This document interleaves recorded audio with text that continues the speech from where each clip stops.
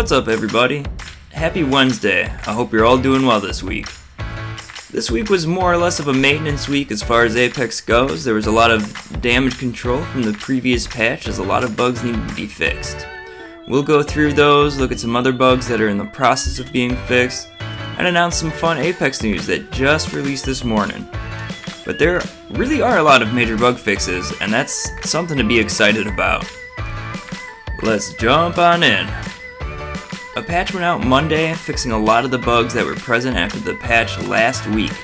It's funny because less than an hour after I put out my video highlighting a lot of the major problems, Chad Grenier sent out a list of the bugs that would be fixed in this Monday patch. Just the timing was funny to me.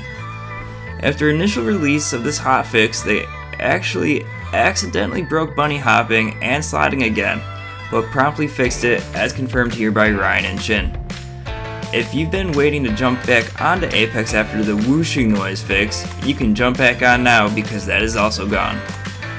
Heat shields were also removed from the crafting pool as people kept exploiting them in order to win games. I actually saw one clip on Reddit where the final circle was in Gauntlet and only one guy was there, while the team that won was in runoff still because they kept abusing heat shields. So they must have been in runoff based on the ring for, I don't know, about 10 minutes just using heat shields. Some of Loba's tactical bugs are fixed. Notice it isn't completely fixed, and I doubt we will ever get to a point where it's fully fixed. Teleporting in games is extremely hard to deal with in code, so I'm sure there are always going to be issues. But I have noticed it is working more consistently now. Texturing on skins is fixed. Watson's skin was a major texture issue as far as the event goes, or maybe now it's a major issue because it's fixed. A lot of people really liked the untextured version and actually bought it because of how it looked untextured.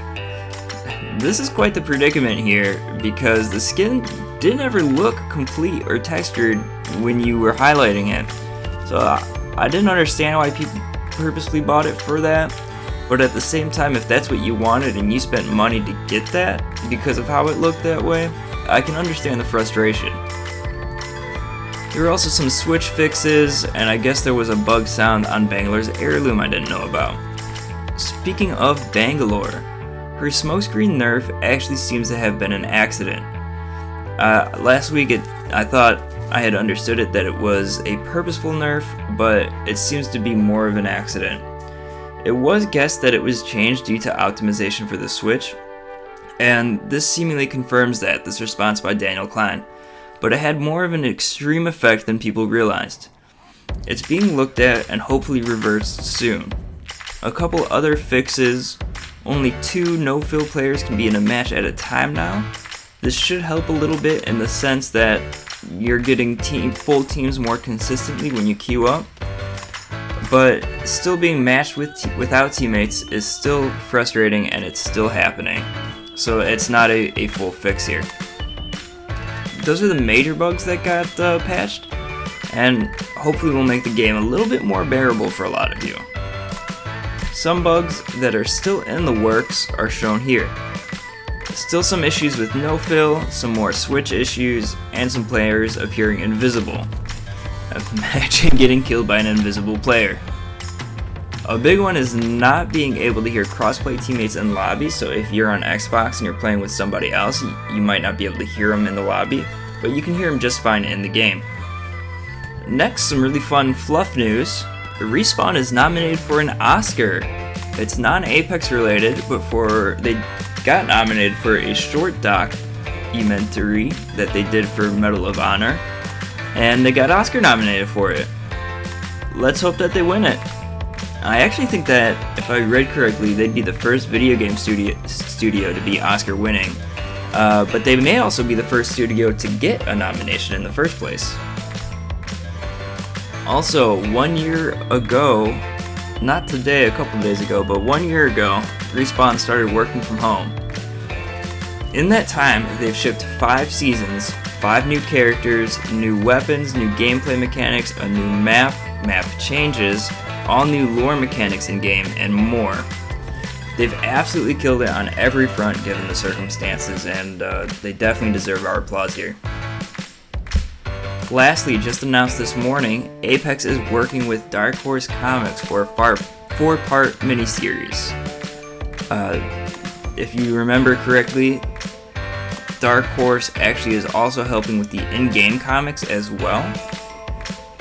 And these will be available in stores June 2nd. And the writer is former Titanfall writer Jesse Stern, in case you were concerned about having a writer on who understood the universe or characters. It's all in good hands. It will be released as a physical edition and digital edition June 2nd, so be on the lookout.